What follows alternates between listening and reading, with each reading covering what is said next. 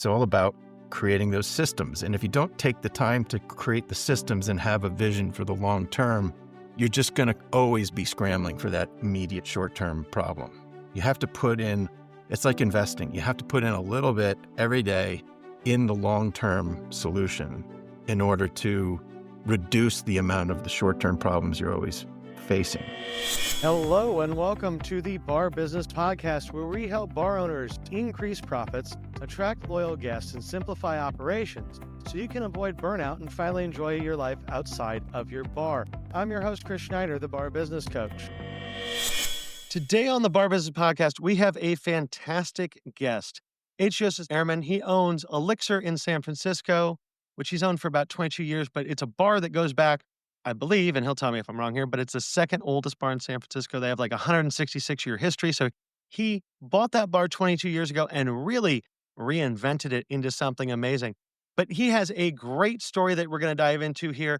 Everything from his bar to really pushing craft cocktails around the country. He is one of the people that we can thank for bringing us the whole concept of fresh juice, fresh syrups, innovative cocktails. And recently, though, he had a little bit of a flip that we'll talk about where he went from make all your own syrups to wait, maybe you should buy some juices and syrups because, well, it's more efficient. And we'll get into why that's the case and his new product line, or a product line that he's working with there, I should say. And we're going to talk really about the evolution of the bar industry kind of in the first quarter of this century, because H has been involved in all of it from 2000 kind of to today and how this industry has developed. He also has an MBA, international business experience, has been in multiple CPG companies over the years.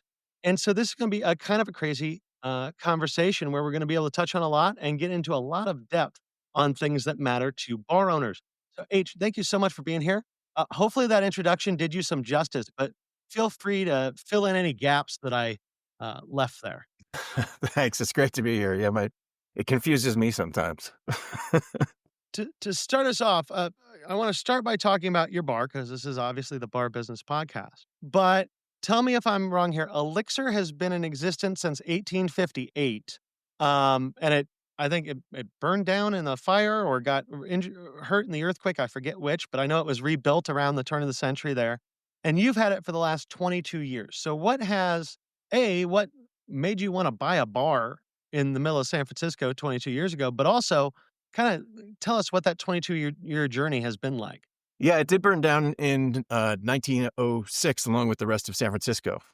So anyone who knows their history there was a saloon on that corner since at least 1858. That's when I dated it back to over the last 22 years of history research I've done on the place. We're also one block from the Mission Dolores Church, which is where San Francisco really started in 1776.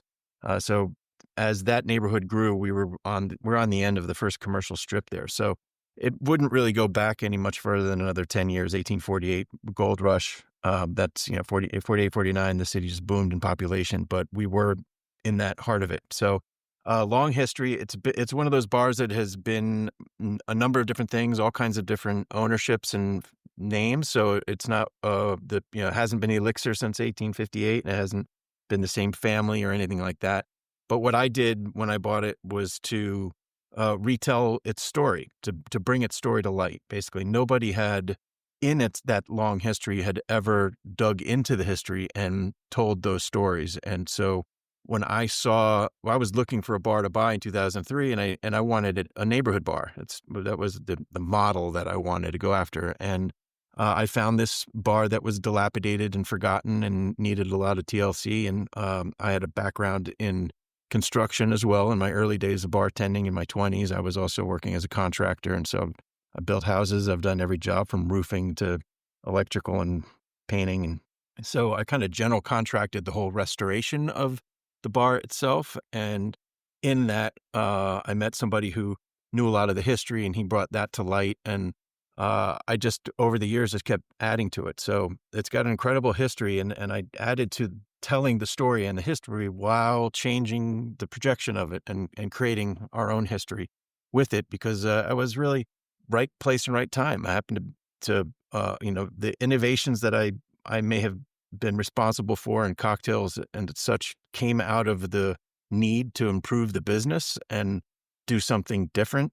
Um, I opened as a neighborhood bar, competing with my other neighborhood bars, and in a way playing down to them. They were lower cost, really great bars and, great dive bars, but the dive bar didn't concept didn't turn out to be very profitable. And so I leaned into my culinary background and started making, uh, using those techniques to make cocktails, doing research on cocktails.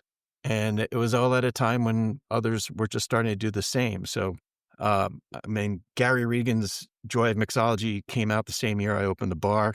I ordered that book a couple years later, and then Gary became a friend, and Dale DeGroff became a friend, and Tony Abou-Ganim and Steve Olson, and these guys became my mentors as the industry was coming up, and it was a combination of understanding the cocktails and then understanding the spirits while leaning into my MBA background and trying to improve my business. So all of that kind of happening at the same time. So I think for a lot of people, and let's be honest, when we're talking early 2000s, like I was in high school, so I wasn't in the drinking scene at that point because I was too young. But a lot of folks, I think, would be very scared to say, okay, I have this neighborhood bar concept, and now I'm going to go more into this cocktail world that is just coming around. And so, what gave you the just the security to say this pivot makes sense? Because I feel like a lot of folks get really scared of pivoting a concept. Well, in many ways, I'm kind of back at it after 22 years because I bought in 2003 at the bottom of the dot bomb economy when Mhm. I had a dot-com job that brought me to Silicon Valley because I had an MBA. I had been living in Europe. I came back because my father died suddenly, and I ended up in software during the dot-com days and eventually in an international position, which got me recruited to San Jose and moved me to California. But that job only lasted 9 months before everyone lost their jobs there, and it was the tail end. Like, when I got hired, people were already losing jobs. And then, it didn't last that long. I lost my job, and I was like, "I've been trying to get to California all my life. I'm not going anywhere." So, but, multilingual marketing, international executives were the ones that were, lining up at Starbucks and in bars because we weren't coders, and only coders were kept their jobs. And so, nobody wanted to hire me and help pay my MBA debt. So, after a couple of years of flubbing around and trying to start a soup company and a couple of other things, I finally said, "You know what? Everybody's in bars. I'm going to open a bar. It's about time." I always, like a lot of people, in my generation, especially in Gen X, we grew up bartending as something you were doing while you were doing something else. It was never Mhm. a focus on bartending as a career. Um, but I always knew that I wanted to because I had worked in 18 different bars and restaurants between 1986 and 2003, all over the country. Like everyone, wherever I went, wherever I was in school, Boston College, Thunderbird, I was a ski bum in Vail for 4 years. Everywhere I went, you bartend to make money and figure other stuff out. And I always thought ownership was something I would do in retirement. And then suddenly I'm like, okay, well, there's not a lot of other business and bars are making money, so it's time to open a bar. So I leaned in and formed a company, raised capital, hunted around, found a property that worked for my vision and what I wanted in a neighborhood bar. But then a couple years into it, the whole neighborhood bar thing wasn't profitable, and I still had this MBA debt. And I was like, all right, I need to do something different. So that's when I decided to take a chance. And if you think of that trajectory, it was 2003 to 2005, coming out of that horrible economy. Like I always said, in 2003, there were 2-week waiting lists for outbound one-way U-Haul rentals. People were fleeing San Francisco. And that's been happening for the last couple of years again. And we're at that point again where the economy is horrible in San Francisco and where it's recovered and recovering in a lot of other places. We're still trying to climb out of that because of COVID. And so it's as challenging now as it was then. And I had to pivot if I was going to make money or get out.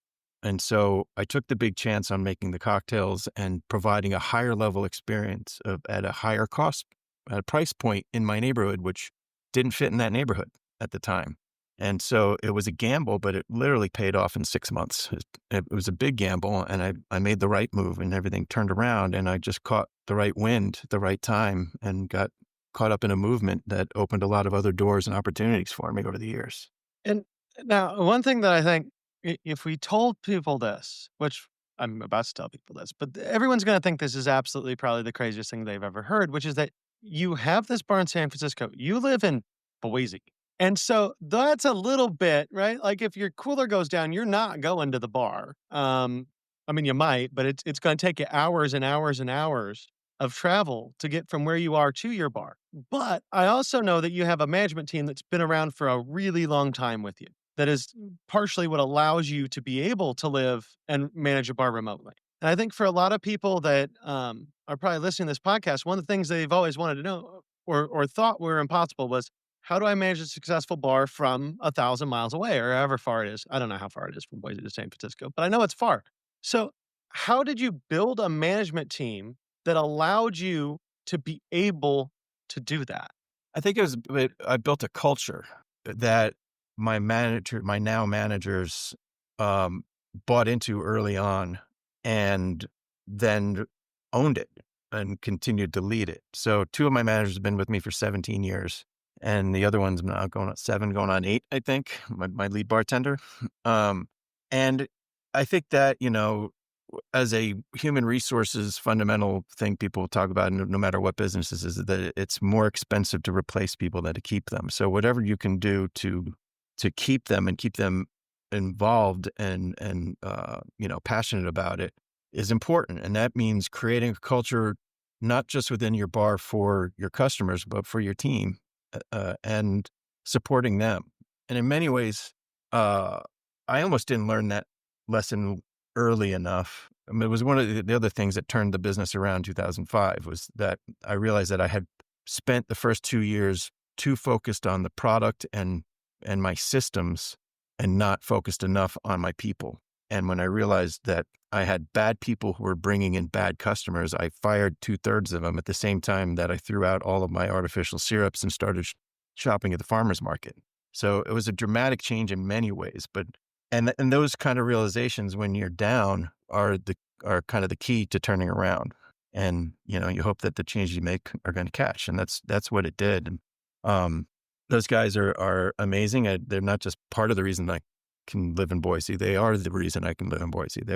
They, um, they love the bar and the community as much as I ever did, if not more. And they've been running it face to face longer than I have. The people know them more than they know me. So I'm kind of more of a marketing face that they'll see on our Instagram or read about in the press because they're humble people and they've also never really wanted the spotlight as much as I try to throw them in it. Because we were getting a ton of press over the years. I would always want them to get that press. And, like Mhm. Shay, my general manager it was pulling teeth to get him featured in Whiskey Advocate magazine once. And beautiful photo of him making a drink. And then, Nick D, who got him into a hearing thing that sent him to Singapore. And, like opening those kind of doors and those kind of opportunities for them has always been something I've wanted for them. And, they really are salt of the earth people who just want to serve their customers and create great experiences. And that's really what it comes down to. When you've got a team that'll do that and they inspire the customers to keep coming back for it, then, and you take care of them as much as you can, they stick around. Absolutely. But I mean, let's be honest here. 17 years to keep 2 managers for 17 years is like almost unheard of, right? So if there was one, um, for lack of a better way to put it, magic trick to keeping a manager around that long, because I know everybody's going, okay, I think I have loyal managers, but there's no way they're going to be here 17 years. How do you? Is there any one thing that comes to mind? Communication. You've got to understand their position, what they need in their lives outside of the bar, and continually try to adapt to that and provide it. Generally when anybody leaves your company, it's because they either need growth. I mean, the downside is we've lost countless people because they hit a ceiling. We Hmm. train great bartenders They love it. They learn all kinds of stuff. They learn about business management as much as how to maintain mint without letting it wilt. You know, every little detail. But then they get to a point where they can't go up because the managers aren't leaving. So they Right. move on to management positions in other places. And I have always loved that, as have they. Like, we've got Elixir alumni that own their own bars now, that have become brand ambassadors, have traveled the world. They've, gotten into lots of other situations because of their time with us. And that having, spread your family out into the industry like that is another important thing to do, I think. Absolutely, and that's, I mean, I've said this a number of times on the podcast, but I think if you have a small bar, the best thing you can be is the trainer for everybody else's, right? Because there is, to your point, there's always a ceiling there. But when you can bring folks in, train them right, give them the skills, and then watch them go somewhere else and use what you taught them to do, at least for me, that's always been a very rewarding experience. Yeah, absolutely. Now, I wanna pivot a little bit, from Elixir to Fresh Victor, which is a company I know that you are involved with, that you had a friend named Ken who started it. But it's interesting to me because we've talked about kind of the start of your career in Elixir. You were the one out there pushing, "Hey, fresh juices, squeeze it yourself, make your own syrups." And you've kind of pivoted over time from that with Fresh Victor to, hey, sometimes you don't actually wanna make your own juices, and it's can be a smarter idea to buy them. So, why the pivot?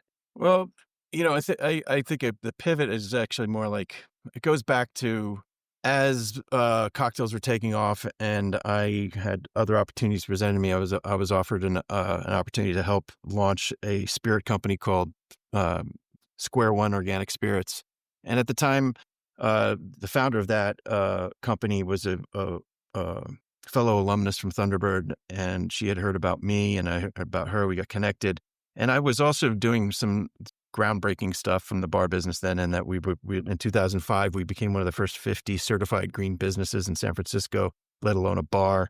Um, and as I always said, I think we were the first bar in the country to get any kind of official government green certification, which we still have to this day.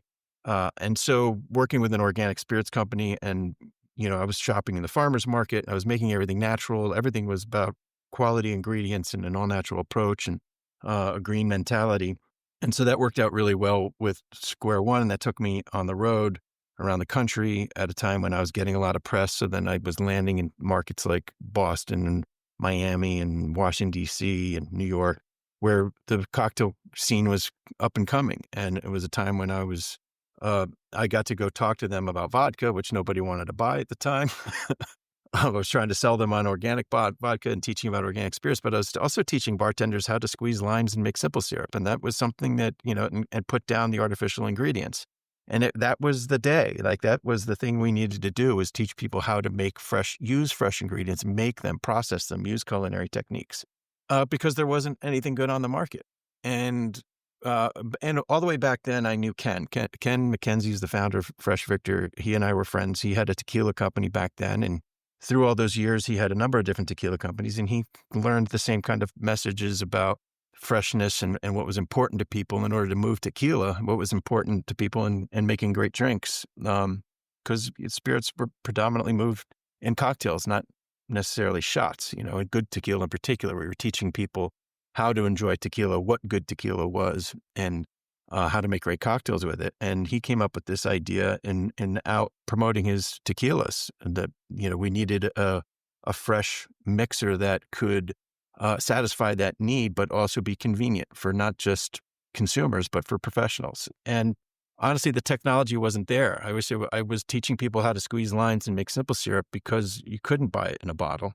And the evolution of technology in those years led to the ability to produce really good, high quality juice, and not have it be destroyed in the process, both from a flavor perspective and a nutritional perspective. So we have kind of nailed that, and we've now put it in a bottle. And so when Ken had the idea to launch this company and asked me to join, I was all in. I was like, makes total sense. It's stuff that I can lean into, and messages that I can deliver, and ways that I can connect with the industry to help them not only make better drinks, but have better P&Ls. And ultimately, that's our value proposition with Fresh Victor for bars and bartenders is that you can execute really excellent drinks and have better financial results as a result of it by using Fresh Victor. And it's a hard message to get across because bar owners and operators don't tend to want to hear you when you start talking about P&Ls for some silly reason. I mean, having done this podcast as long as I have and talking about P&Ls as much as I do, I really feel for you in that because it's not the conversation people want to have, but it's often the conversation they need to have.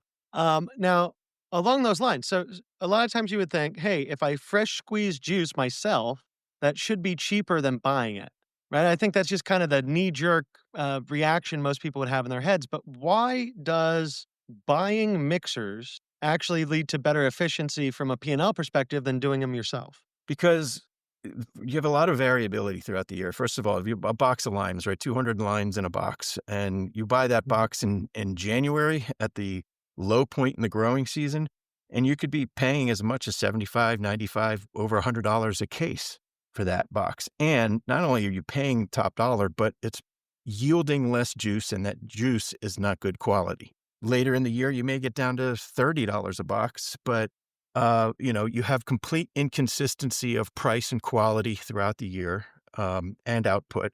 And that's just in limes. And, so we have a Mexican lime and agave and a lemon sour, the two core sours of any program, lemon and lime. But we have 7 other flavors also that you don't want to bother it's juicing, like our cactus pear and pomegranate. I don't know if you've ever juiced cactus pears or prickly pears. Not a fun endeavor. And pomegranates, pomegranate arils as well. It makes a mess. It's hard to get all the yield. And so whatever those, the different product is, there's an argument for it that we have as to why it creates efficiency and more consistency, not just for your P&L, but for your customer experience, like jalapeno and lime in particular. Every jalapeno is different, and you're going to get different heat level, different flavor. And every bartender is different. So if you're slicing and muddling or infusing your jalapenos to make spicy cocktails, which, spicy margaritas are second only to margaritas in sales right now. So if that spicy drinker gets 2 different drinks, they may not order the third, or they may not come back. And so different things like that, we provide a much better, more consistent customer service or customer experience with our products and without sacrificing quality.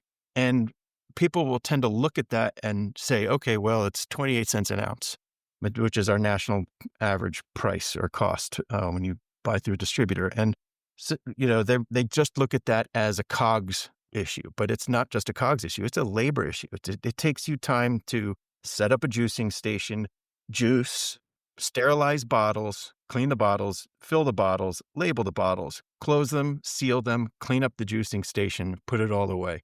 That is time that really adds up. And if it's fine, maybe you're high volume and you have a system that's all set up, or you even have a ZoomX, if you've invested in all that, well, fine. But, your ZoomX is going to break. Your people need to be trained. When it comes to using Fresh Victor, all you got to do is open a bottle and make the drink. And that's going to be consistent no matter who's coming through your doors and employees and your customer is going to always get that great, high quality, consistent drink.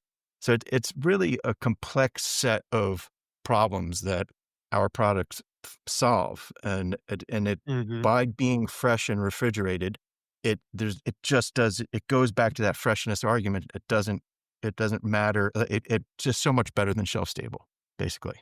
Oh, 100%. And I think, the piece you touched on there with the labor involved, because I remember, 2008, 2010, 2012, when everybody was getting in that craft cocktail movement. And suddenly you had these bartenders that were spending just as much time making syrups and juices as they were actually bartending. And I think that was probably the peak of the craziness before everybody calmed down a little bit. But it got to a point where really, from a labor perspective, it was almost impossible to maintain the quality that people wanted in cocktails. Yeah, and the consistency is big. Mhm. 100%. I mean, your point about especially with something spicy and you're muddling jalapenos and stuff, consistency there is gonna make all the difference, right? Because if it's just a little bit too spicy one time, people are not gonna want to order that drink again Yeah, and because staff when they when you're bringing in your bartenders to do all that work, maybe when they're they might be passionate about it. They love and they're learning processes, they're doing stuff. All of that stuff is good, but and in a lot of states where not like California, you may get by with very low labor rate. Like not in California, we don't have that. We're paying top dollar for people to juice stuff as much as to do anything else. So we're always looking at how to decrease those labor expenses because labor expense is what's going to kill you. yeah, I mean, I don't even know what your minimum wage is anymore, but like where I am in Indiana, it's still 213 for tipped employees. But you try to pay a bartender 213 for 2 or 3 hours to juice stuff, they aren't gonna work for you for very long.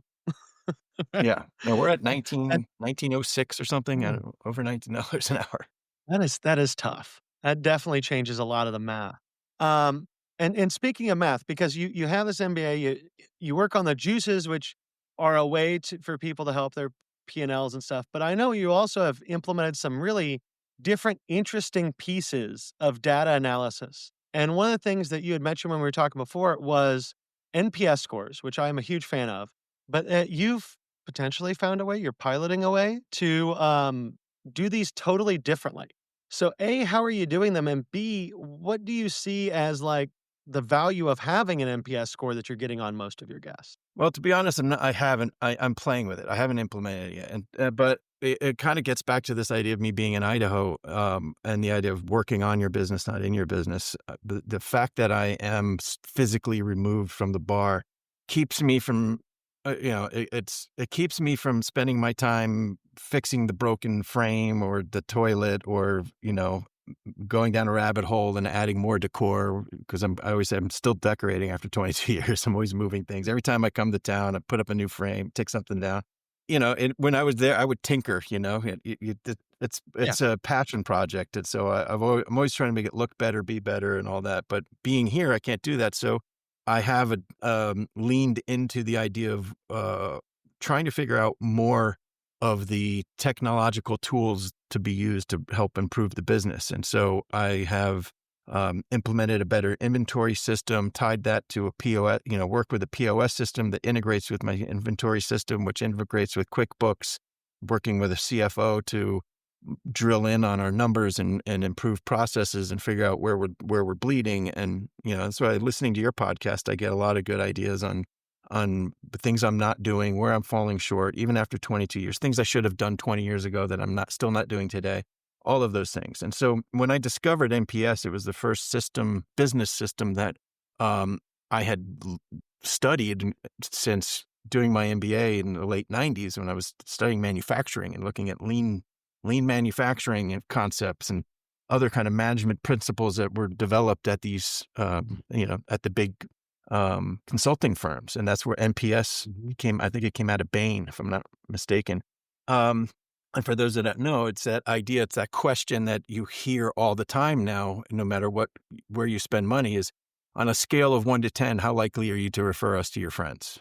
Is what it comes down to. And then what do you do with that? And basically, if you score an 8 to 10, then that person is a promoter who's going to go out and promote your business, and anything under, they're a detractor and they're going to detract from your business. So you can figure out who your promoters are and you can rope them in and get them to promote your business.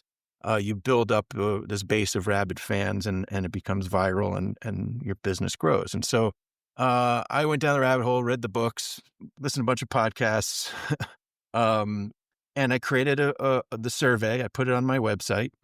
People still aren't really using it because I haven't really promoted it. And then another friend of mine from grad school started a company called Veroterra, and they've got some video equipment for analyzing when people walk out the door. Just give a thumbs up or thumbs down on what your opinion of your experience was. And so we're just launching that now, and I'm going to be working with her and her team to see how I can better implement these ideas to understand what my customer reaction is. Because I even I bought the little things you put around the bar that you can tap your phone to and add a Google review. I printed out little business cards to put in check presenters so people can go fill out the survey, or they can go to Yelp or Google and leave us a review. And I'm that's all part of this process. I'm tinkering. I'm seeing these new things that are out there, and sometimes it's $100, $200 investment to just see if something works. Get the staff to Mhm. use it. Get them to give the cards to people and tap and get more Google reviews, and that's supposed to drive more traffic.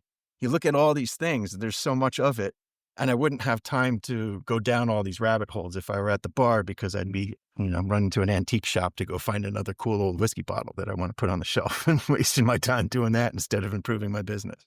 Oh, so maybe part of the secret to having time to really work on your business is just to live in a different state. But no, I think it's so cool though how you're looking at all these different ways to gather your data and then you're just trying them, right?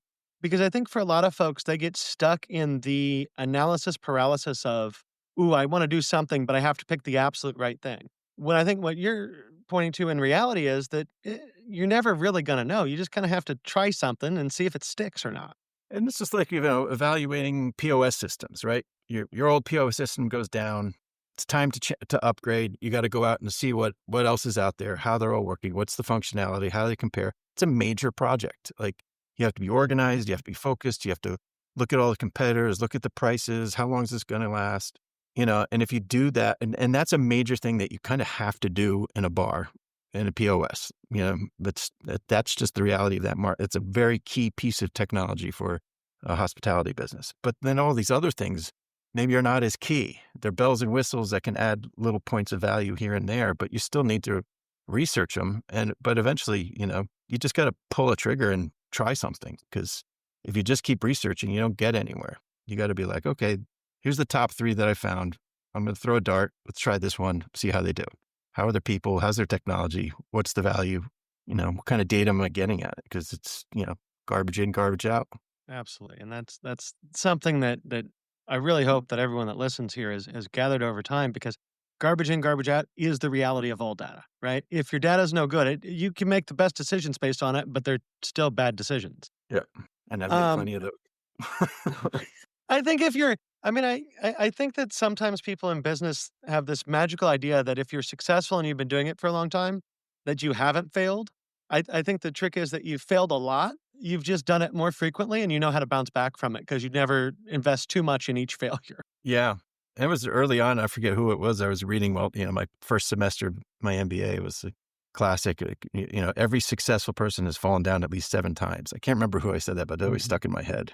Speaking of that, I got 2 questions here for you before we start to wrap things up. The first one being, you've been at this for 22 years. You've put in place a lot of systems. You've tried a lot of things. You've, in a lot of ways, helped to change the way that bars operate in the United States. What is something that you would tell someone who's has a bar that's been there a year or 2 or 3 that they should absolutely focus on that they probably haven't even thought about yet? I think, well, part of it comes with just, I don't know, old man syndrome too, like looking back on a lot of things in my life. When you're new to something and you're into it, you have a very short vision. You're looking at what's yeah, and you often have to. I mean, a lot of it is like this needs to be solved by tomorrow. This problem is I'm bleeding money here. I got to fix this now. Those things have to be tended to. But if you the idea of just having patience and a long vision is something I really wish somebody had slapped me around 20 years ago and said, "You're gonna have this bar for 20 years." And I did have a long vision. I imagined having this my whole life and giving it to my daughter, and, that was the plan, was create a it's like, Michael Gerber and, says, "Build good systems and hire good people to run them." And that was the idea. Build a little engine that could put out some money, and I can hold on to it for a long time, and, that allow me to do other things. But in order to do that, again, getting back to Michael Gerber and his philosophies and the E-Myth is his book, the E-Myth Revisited, and read that. It's all about creating those systems. And if you don't take the time to create the systems and have a vision for the long term, you're just going to always be scrambling for that immediate short term problem. You have to put in. It's like investing. You have to put in a little bit every day in the long term solution in order to reduce the amount of the short-term problems you're always facing. So fix that toilet, fire that person who's stealing from you, do those short-term things, but at the same time, invest in a technology that's going to give you efficiencies. And even if it's going to take a 6-month implementation, keep chipping away at it. Keep chipping away at the things that will provide long-term stability and reduce headaches down the road. Absolutely. I think that's a great message. And now, last thing I'm going to ask you before I let you go. When we're looking at the future of the industry, because you've been so involved in where the industry has gone in the last 25 years, what do you see kind of happening in the next 25 years? Any big shakeups or changes that you're thinking might happen? The immediate one that everyone's talking about is the shift in drinking. It's a drinking business, and people have stopped drinking. So there's the naysayers who say people have stopped drinking, and the more reality I think is that drinking is changing, and you can't ignore it. You have to embrace it. I wrote my first non-alc menu in 2012 when my wife got pregnant, and she complained that she had nothing to drink in my bar. So I was like, I've got all this nice fresh produce. I can make really good flavorful drinks. And at the time, I was also I'm a consultant to a number of different things. I was a consultant. I'm on this chef's council for a company that develops new products for CPG companies. And I was hired for a lot of all the liquid projects. Basically, somebody wants to create a new grab and go drink that you can pick up at 7-Eleven. I help formulate some of those flavors and those concepts. And so rolling that kind of mentality from the CPG world into my non-alc menu was key in creating great drinks that are enjoyable and attractive for people that are not drinking alcohol, whatever the reason. And now, 10 years later plus, it's all the rage, and it's a reality of the business. It's not just something you can take as a well, maybe I'll do that. You have to do that. You have to have a variety of drinks on your menu. And, Elixir is a whiskey bar. We're rated as one of the best whiskey bars in America. And the whiskey industry is in a downturn. There's a glut of all kinds of whiskey, not just bourbon. There's a glut of scotch. There's a glut of whiskey around the world. There's distilleries closing, unfortunately. And it's a cycle within the whiskey industry to the effect that the industry is very well aware of it. Whereas, you look at the agave industry and it's got its own challenges with 8 to 10-year growing cycles on agave plants and, bastardization of ingredients and taking down the giants because they're, what's happening now, talk about them not producing 100% agave. Each industry is going to see these shifts and stuff that have to do with the product itself. But you have to understand where the drinking public is going and adapt to it. And as I say to my team, we're not a drink vending machine.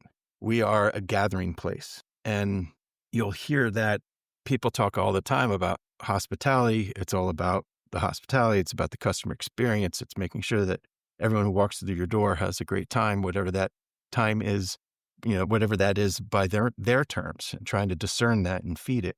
And that's true. That's what it comes down to. So if we have a beautiful room. Elixir is a gorgeous Victorian room with lighting and mahogany and everything. So that's a draw.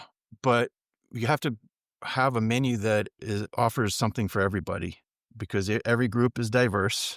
And if they're all going to stay there and be happy, you have to have something that for everyone to do. And I think that's a big thing that talking about like a long-term vision. I don't know where this is going to go, and I don't know that anybody does. So we have to play the short to mid-term game and figure out, what is, I'm on my way out as Gen X. Like, what is, Gen Z, everybody, a lot of talk about that. They're just getting started. Gen Z's got several more years of people to turn 21 in the next few years.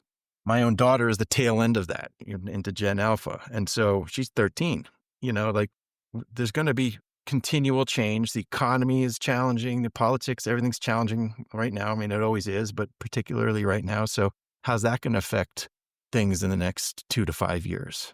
So that's kind of where my concerns are now. How people are drinking. How do I get them to use more Fresh Victor? How do I get them to walk in my door more?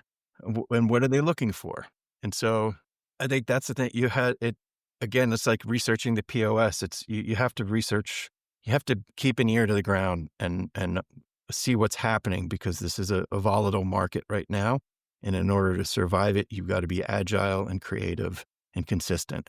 I think that's a great note to kind of wrap up on, because hopefully people feel good about the concept that, yeah, things are changing. Yes, we all know it, but quite sure where it's going yet. Like, and just, you have to roll with it. Cause I think that's really true, with the changes we're seeing in Gen Z, because they're definitely not like Gen X, right? And so when you think about Gen X phasing out and Gen Z phasing in, they're two totally different markets. Can't compare 'em. Not even close. But with that, because our time is pretty much wrapped up, I am sure some people are listening and they're like, "Hey, H seems like a really cool guy, and I want to know more about this Fresh Victor stuff, and I kind of want to check out his bar because it sounds like a really cool spot because it is." So, where can people learn more about you? Where can people get info on your bar, and where can they get more info on Fresh Victor? About me, cocktailambassadors.com is my consulting site. It's got more stuff about me. And that, basically I always said my consulting work is me getting paid for being me. So pick my brain. Elixir is elixirsf.com, elixirsf on Instagram, and Elixir Saloon on Facebook. We've yet to go into TikTok. Again, Gen X problem. I'll get there. And then Fresh Victor is freshvictor.com, Fresh Victor Cocktails on Instagram and TikTok. And hopefully soon I'll get a YouTube channel going with that as well. I'm going to be doing a bunch of bartender advocacy work coming up. New programs are in development. But you can order through freshvictor.com and have it shipped right to your door, 50 through 48, the lower 48. We distribute through cold chain distributors like Cisco and US Foods and PFG and stuff like that. So if you want to order it for your bar, you can ask that or just reach out to us through our wholesale website, the portion of our wholesale business on the website as well. You can order right from there directly to your bar.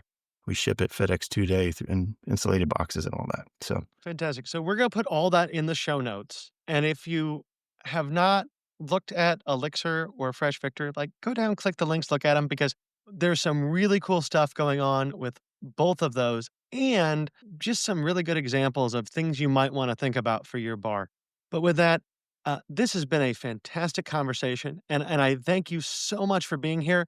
I think it's really cool how we could tie customer service and the P&L together and really go through what a crazy story you've had over the last 25 years. So, H, again, thanks you just so much for being here.